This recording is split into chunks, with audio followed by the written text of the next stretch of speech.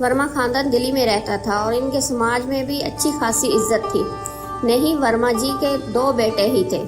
प्रशांत की शादी संपन्न खानदान में पली बड़ी प्रीशा से हुई।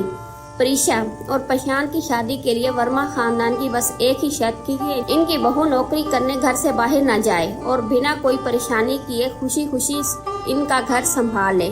आज वर्मा खानदान छोटे बेटे निशांत के लिए जानवी को देखने इसके घर आया हुआ था। साहब, अल्लाह का दिया हुआ हमारे घर में सब कुछ है।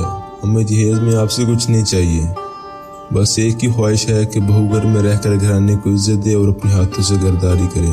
माफ कीजिएगा भाई साहब, लेकिन ये नौकरी के लिए पर्स उठाकर सुबह सुबह घर से बाहर जाने वाली औरतें हमें पसंद नहीं आती। आपकी जानवी हमें अपने निशानत के लिए बहुत पसंद है, लेकिन हम शादी के लिए तभी हाँ करेंगे जब ये भी हमारी बड़ी बहू प्रीशा की तरह घरदारी में अमल लगाने का वादा करेगी। इतने बड़े खानदान का रिश्ता जानवी ठुकराना नहीं चाहती थी। इसने भी सोचा कि भाई इतना बड़ा खानदान है, पैसे वाले लोग हैं, नौकरी की जरूरत भी क्या है। ठीक है, रानी बनकर राज करूंगी। जब घर में पहले ही इतना पैसा है तो किसी की चाकरी करने की जरूरत भी क्या है। और इसी तरह जानवी शादी के लिए हाँ कह देती है। शादी के बाद जानवी अपने ससुराल आ गई थी। ससुराल में सास, ससुर, बड़ी बहू और इसके 2 साल का बेटा जेठ प्रशांत और जानवी थे। जानवी इतने आलीशान बंगले को देखकर बड़ी खुश थी। शादी के 1 हफ्ते बाद। जानवी, क्या हाल बना रखा है तुमने कमरे का? पूरा दिन बस मोबाइल लेकर बैठी रहती हो, कभी काम पर भी ध्यान दे दिया करो।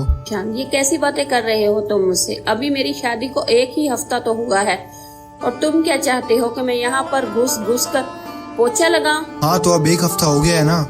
महारानी पालकी से उतरो और थोड़ा काम पर ध्यान दो। कमरे की हालत देख रही हो, पैर रखने का दिल नहीं कर रहा। ऐसा करो, आज कमरे की अच्छे से सफाई कर दो। झाड़ू पोछा डस्टिंग करके एकदम चकाचक कर दो। अरे 1 हफ्ता हो गया है, कमरे में पोछे तक नहीं लगाया। मैं कब से सोच रहा हूँ कि अब तुम्हें गंदगी दिखाई देगी और तुम कमरे की सफाई करोगी, लेकिन तुम महारानी तो जैसे आंखें बंद करके बैठी हो।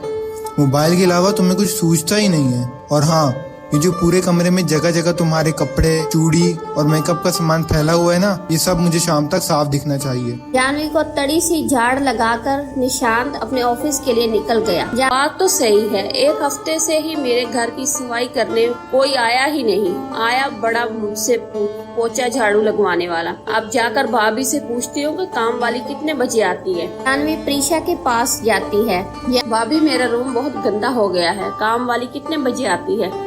आई तो मेरे पास भेज देना, अच्छे से खबर लूंगी इसकी। 1 हफ्ते से मेरे कमरे की सफाई करने आई ही नहीं। तुम मजाक कर रही हो ना जानवी? अच्छा मजाक है। नहीं भाभी, मैं क्यों मजाक करने लगी, मैं तो सीरियस हूँ। अगर सच में तुम अभी तक नहीं समझी तो एक बहुत बड़ा झटका खाने के लिए तैयार हो जाओ। इस घर में भाई, काम वाली, नौकरानी जैसा कोई इंसान नहीं है। शादी के वक्त पापा जी ने पूछा तो था कि खुशी खुशी घर संभाल पाओगी या नहीं। तब तो तुमने हाँ कह दिया था। सब तुम ही हो यहाँ की काम वाली। हाँ, तो इतना बड़ा बंगला साफ कौन करता है? अभी तक मैं और मम्मी जी करते थे, अब से हम तीनों मिलकर करेंगे। ये तो बहुत नाइंसाफी है। आजकल तो मिडिल क्लास घरों में भी भाई काम करती है और ये इतने हाई क्लास होकर भी नौकर नहीं रख सकते। अरे जानवी, तुम तो इतने से ही घबरा गई। घरदारी का मतलब खाना, साफ सफाई, कपड़े, बच्चे, सब काम तुम्हें ही खुद ही करना है। भाभी, आपकी शादी को इतने साल हो गए हैं, आपने कभी नौकरानी रखने के लिए नहीं कहा। रखने की बात कर रही हो ना? मैं तो नौकरानी पकड़ कर भी ले आई थी, लेकिन इन तीनों बाप बेटों ने इसको 4 दिन भी नहीं टिकने दिया।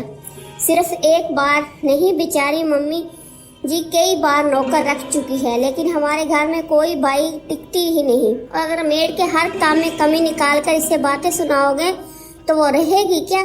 वो मेड थी, वर्मा खानदान की बहू नहीं जो इसकी बात सुनकर भी टिकी रहे। जानवी की बात सुनकर प्रीशा जोर जोर से हंसने लगती है।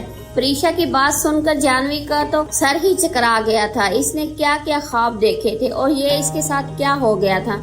तभी इसे निशांत की बात याद आ गई और वो अपने कमरे की साफ सफाई में लग गई। 1 हफ्ते में कमरा और इसका अटैच वॉशरूम बिल्कुल कचरे का डब्बा बन गया था। बेचारी घंटों दिमाग खपाकर अपने रॉयल बेडरूम की सफाई करती है। भी सास अचानक आती है। बेटा जानवी, देखो निशांत, प्रशांत और तुम्हारे ससुर जी को बस एक ही बात से सबसे ज्यादा चिढ़ है और वो है गंदगी। इसलिए बेटा ध्यान रखना कि घर में और स्पेशली तुम्हारे कमरे में सब कुछ साफ सुथरा रहे, नहीं तो इन तीनों का पारा आसमान छूने लगता है। और बेटा घर में सुकून रहे ये औरत के हाथ में ही होता है ना। मम्मी जी ने पूरा कमरा साफ कर दिया है, अब तो निशांत खुश हो जाएंगे ना। जैसे तुम सफाई का कह रही हो ना, वो डेफिनेशन नहीं है सफाई के इस घर में। बेड की चादर पर एक सिलवट नहीं होनी चाहिए, टेबल का कांच और खिड़कियां ऐसे चमकनी चाहिए जैसे इन्हें कभी छुआ ही ना हो। बाकी तुम खुद समझदार हो। सास की बात सुनकर जानवी का दिल किया कि वो अपने सर दीवार में दे मारे। अब ये कैसे संगी लोगों के घर में मेरी शादी हो गई। या अल्लाह, मेरी तो सारी उम्र टेबल और कुर्सियां चमकाने में ही निकल जाएगी। इस बंगले में रानी बनने आई थी, मैं तो नौकरानी बनकर रह गई। मम्मी जी, बेचारी जानवी शोहर के साथ अपनी जिंदगी सुख से गुजारने के लिए जेठानी और सास के साथ मिलकर पूरा दिन घर चमकाने में लगी रहती। धीरे धीरे वक्त गुजरने लगा और जानवी ने अपनी प्रेगनेंसी की खुशखबरी सबको सुना दी। पूरे 9 महीने तो जानवी ने किस तरह गुजार दिए, लेकिन बेटी के जन्म के बाद तो घर में इतना काम हो गया कि कभी खत्म ही नहीं होता था। जेठानी का भी 3 साल का बेटा था, जिसकी वजह से वो पहले ही घर के काम के लिए इतना वक्त नहीं दे पाती थी। उधर जानवी के लिए बच्ची का काम के साथ साथ घर का काम संभालना बहुत मुश्किल हो रहा था। जानवी बहू, ये क्या है? देखो तो साहब, सोफा कैसे गंदा हो गया। घर में 3 औरतों के होने पर भी गंदगी फैली हुई है। आज तो कपड़े भी प्रेस नहीं थे, मैंने खुद अपने कपड़े प्रेस करके पहने। पता नहीं क्या करती हो घर में दिन भर। परेशान बेटा, दोनों बहू बच्चों के चक्कर में परेशान रहती हैं और मैं अकेली कितना घर संभाल पाऊंगी। एक आध काम ऊपर नीचे हो भी जाए तो क्या होगा। इतनी ज्यादा बहू की तरफदारी मत किया करो। क्या पूरे दिन बहू बच्चों को ही संभालती रहेगी? एक मेड लगा लेते हैं ना, हम तीनों कितना काम संभाले। थक गई हूँ मैं तो काम करते करते। एक तो दिन भर घर और बच्चों में फंसो, ऊपर से बातें भी सुनो। पैसों की भी ऐसी कोई कमी नहीं है कि काम वाली रखी न जा सके। बहुओं को ऐसे परेशान देखकर सास एक दिन काम वाली को बुला लेती है। अगले ही दिन से एक हट्टी कट्टी नौकरानी घर के काम करने के लिए आने लगती है।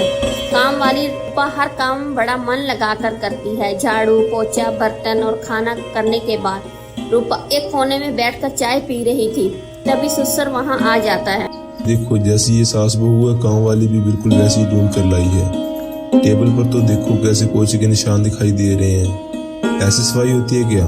ससुर इतना बोल ही रहे थे, तभी निशान के चलाने की आवाज सुनाई देती है। रूपा, ये क्या कर दिया?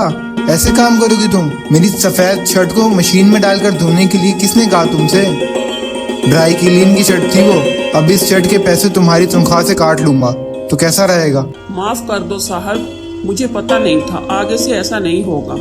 आसमान से रूपा वापस से डस्टिंग का कपड़ा लेकर टेबल को रगड़ रगड़ कर साफ करने लगती है। ये बाथरूम के फर्श पर किसी ने डिटर्जेंट डालकर छोड़ दिया है। सच सच बताओ, ये तुम्हारा काम है ना? साहब, मेरे को लगा थोड़ी देर डिटर्जेंट डालकर छोड़ दूंगी तो अच्छे से साफ हो जाएगा। मेरा पैर टूटते टूटते बचा है, तुम्हें जरा सी भी अक्ल नहीं है कि टाइल्स को कैसे साफ किया जाता है?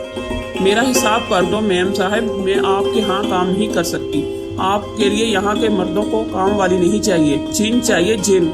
बाबा, मेरे को तो काम की कमी थोड़ी ना है, आप ही झेलो इन लोगों को। मैं नौकरानी हूँ, बीवी थोड़ी ना है जो सारी जिंदगी गालियाँ सुनेगी। 4 जली कटी बातें सुनाकर रूपा भी भाग गई। अगले दिन से काम की सारी जिम्मेदारी फिर से घर की औरतों पर आ गई। बात तो काम वाली की 100% सच थी कि काम वाली को आप जली कटी सुनाओगे तो वो अगले दिन से ही गायब हो जाएगी। और बीवी, वो तो बेचारी बिन बिगाड़ की एम्प्लॉय होती है।